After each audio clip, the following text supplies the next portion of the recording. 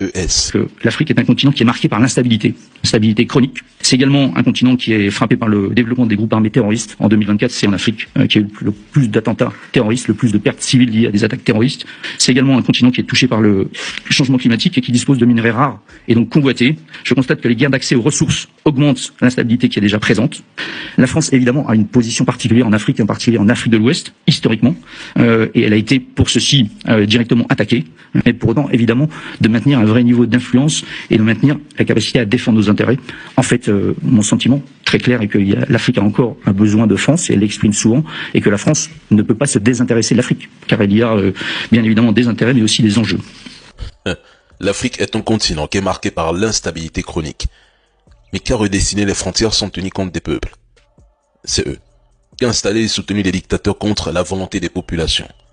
C'est eux, prenons le cas de l'AES, qui arment, entraînent et financent des groupes armés, parfois directement, parfois par des pays voisins africains alliés à leur cause. C'est eux. Ils affirment que l'Afrique regorge des ressources minières et que la France